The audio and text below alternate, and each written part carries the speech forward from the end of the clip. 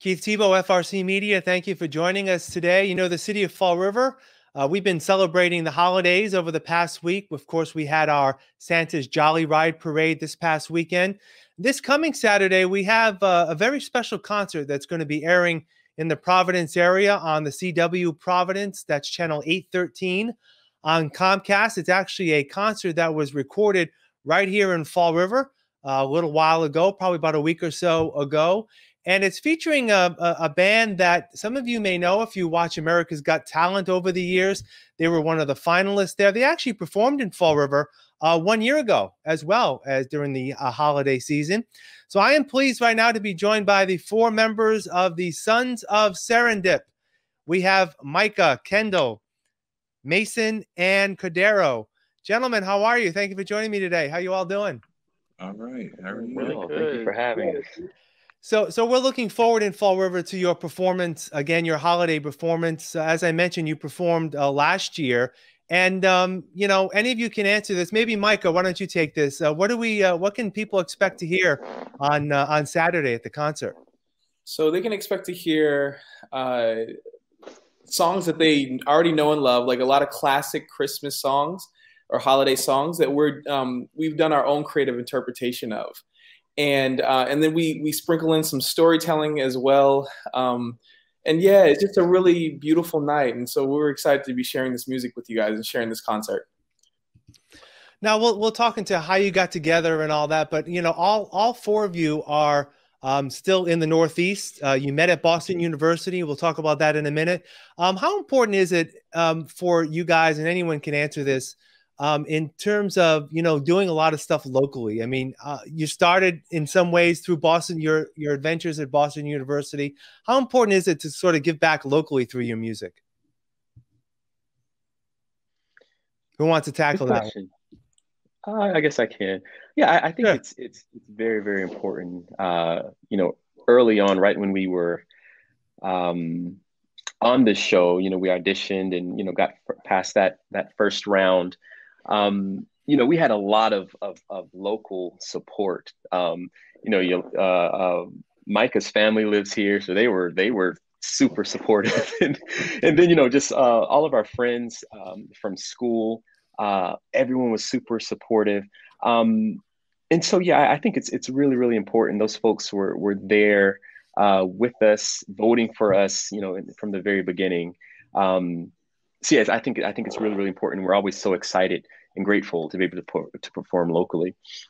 And I'll add to that too, Keith, because my wife, her grandmother is actually from Fall River, born and raised, and so I've been introduced to a number of, especially restaurants in Fall River, and like Sam's Bakery and LePage's and the Cove, and some of the best food I've ever had in my life has been from Fall River. So so there's the connection right there, even local, more local than just Massachusetts. Right. You know, I want to, Micah, just ask you, you know, one of the things that you mentioned, I'm reading your bio from the website, and you talked about how, you know, you really didn't start singing until you were in high school, and you were part of the Massachusetts Southeastern District Senior Choir. And when I was in high school many years ago, I went to BMC Durfee High School, Fall River High School. I was part of the choir there, and I was part of that regional structure in terms of choirs from high schools and the like. So, Micah, how did you find your love for music through high school choirs, I guess? Yeah, so I didn't start singing until middle school, and it was my middle school chorus teacher, Lynn Marie Dandino, who's right now currently based in New Bedford, and she got me. She introduced me to like choir pieces and got me auditioning for the choirs in the area. I did the junior districts when I was in middle school, and then got into senior districts in high school. And I think it was at senior districts where I really started to develop a love for music on a deeper level. And I had my first solo was in senior districts. And so I had a lot of support, a lot of encouragement from my chorus teacher from Lynn Marie Dandino. And so once I got that solo, because she was like, you should audition. And I was like, I'm not a singer like that. And she's like, no, trust me, you can do this. And so once I had that opportunity and actually, got the solo, that's when I started to feel a little bit more confident in my ability to perform and to sing even solo as well. So. And the other three of you guys are from the South. Mason, Cordero, and Kendall, you're from the South. Y'all met at BU. You all had some similar interests in music styles, but it wasn't until, later 2013, 2014, when Mike, I believe it was Mike again, that got introduced to potentially auditioning for America's Got Talent, that the four of you came together. How did that all happen? I guess Mike, again, you started this. You kind of went to Cordero, I believe, asked him, and then he had some other friends, and you all got back together, right? Well, we had joked about performing together at some point, but it wasn't a serious thing that we took seriously. And then once I heard about America's Got Talent auditions, I just asked the guys, I was like, hey, do you guys want to just try it and see what happens? And everybody was like, yeah, sure, but with no expectations. And so it's been a beautiful journey since that moment where we've really grown together as a group, musically and as a brotherhood as well. And so it was really just on a whim where it was just like, why not? Let's just give it a shot and see what happens. Now, in terms of the instruments that you play, it's sort of unique in many ways that in today's music, and throughout this whole 2020 of COVID, I've been using air quotes quite a bit this year. But in terms of today's music, you don't see a harp and a cello necessarily together in terms of contemporary music. I've got to go to the cellist and Kendall here. How was that combination of working together with the other members of the band in terms of using your musical talents to put together this group? Yeah, I can say the transition was pretty smooth, believe it or not. It was funny because as you mentioned a little earlier, we'd really never performed together before the America's Got Talent audition. But whenever we came together, we had the particular song or several songs that we were working on, and each of us kind of played what felt natural to us. It was amazing. Everything just clicked. It wasn't like, oh, you're playing in the wrong style. It was just like we just were able to just offer up what we had, and believe it or not, it just all connected. So I can say before that, it was interesting. I had done a little bit of work beforehand because I play cello and I do some singing at the same time. So that was the process of learning how to do that. Was definitely challenging, but I was able to get some of that work done before the group, so they didn't have to hear too many of my bad notes. And once the group came together, I felt like I was it was decent enough to be able to do the two at the same time with the group. But yeah, everything just connected so beautifully, and I just know that's not the case for every group. So very, very fortunate. Yeah, and I want to bring in the Mason now in terms of the harp. Again, that is something we don't see much anymore. You'll see it in orchestras and the like. What was your training in that, and what do you think you bring to the group in terms of a harpist?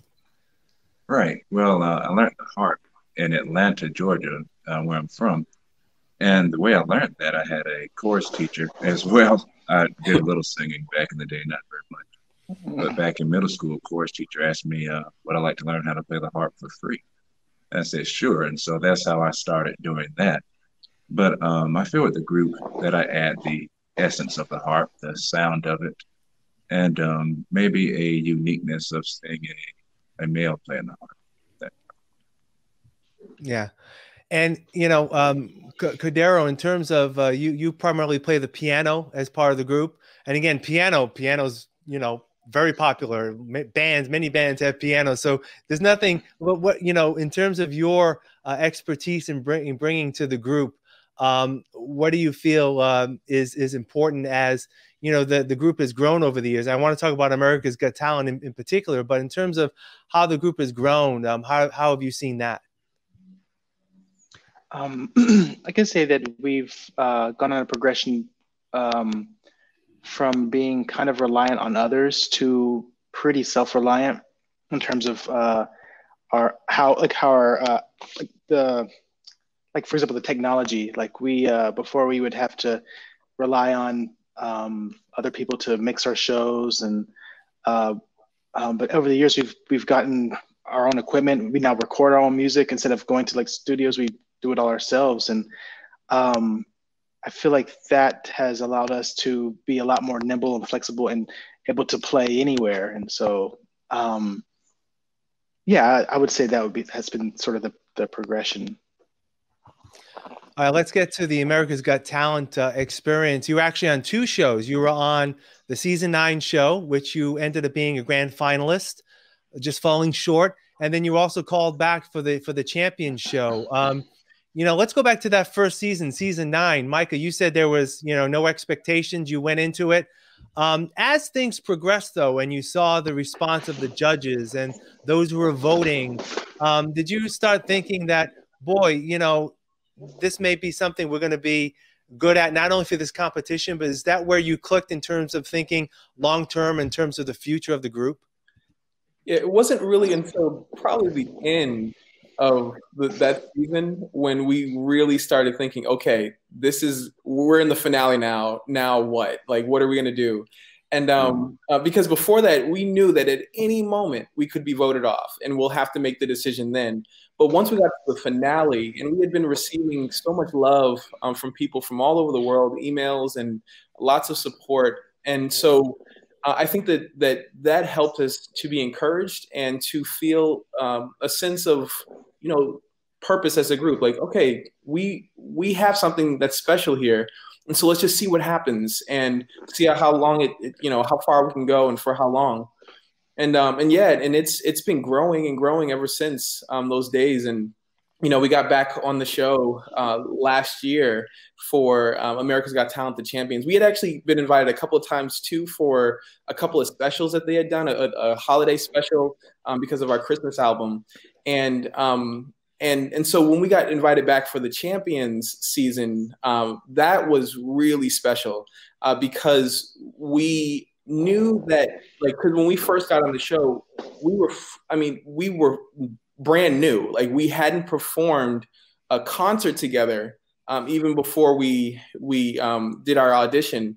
And so we kind of grew up, as we went through the show that first season, and then to be invited back again after about 5 years together as a group, we were excited about the opportunity to show the world how much we have grown, how much we've learned, and to come back as a group that knows who we are. So that was exciting. Yeah, I want to talk about what you guys have been doing, as many artists, unfortunately, have been forced to do during 2020 and COVID-19. You're doing a lot of virtual performances, right? Is that something you're still going to be doing at least until January? So how's that been working out for you? Anyone?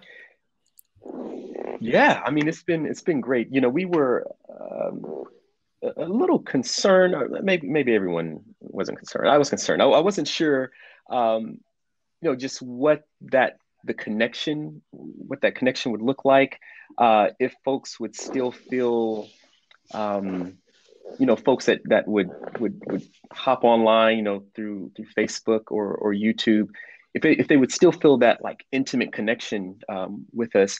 We're a very huggy group. We're used to, going out during the show, hugging people, after the show, hugging folks. And, so it was definitely a bit of a shift for us mentally and emotionally, I think, as we pivoted over to the virtual performances.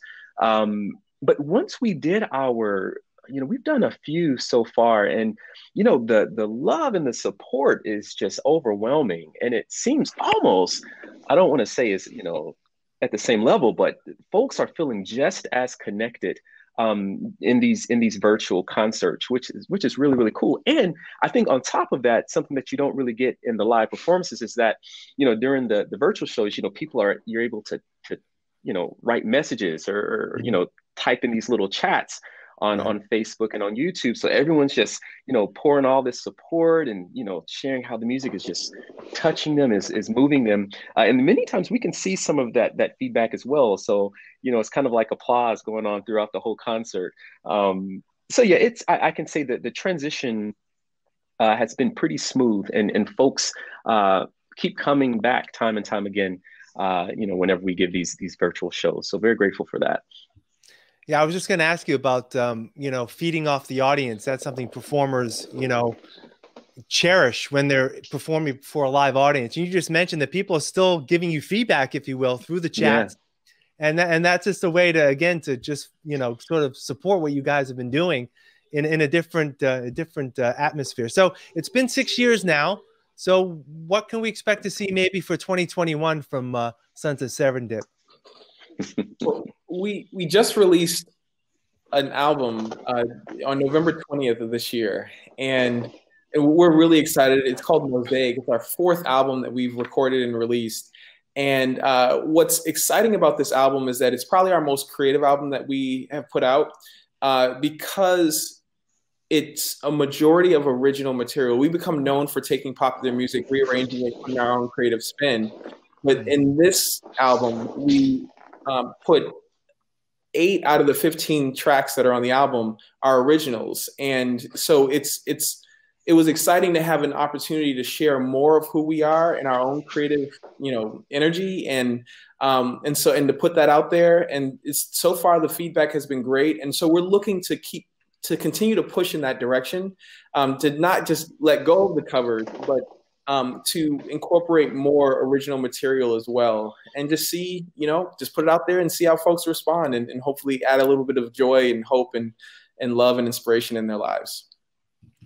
And hopefully you'll be performing before live audiences again very, very soon. I guess I know that's very important for all of you. So one last time, Micah, this Saturday, what do you want to tell people about, watching the show and people of Fall River enjoying your music?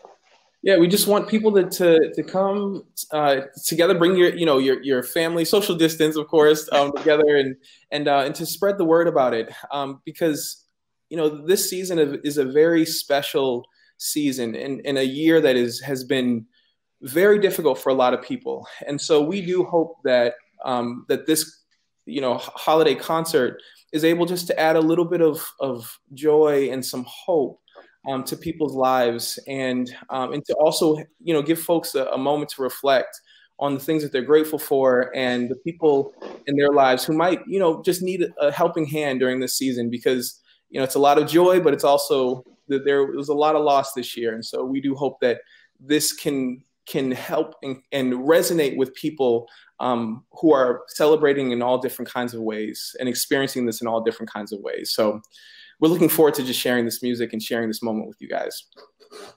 All right. Christmas in Fall River concert this Saturday, 8 p.m. on the CW in Providence. That's on Comcast Channel 813. Sons of Serendip, Micah, Mason, Cordero, and Kendall, thank you for joining us. All the best. Continued success. And thank you again for sharing your talents with the people of Fall River. Have a great holiday. I appreciate it. You too, Keith. Thank you. All right. And thank you all for joining us today in FRC Media. I'm Keith Tebow. Have a great day.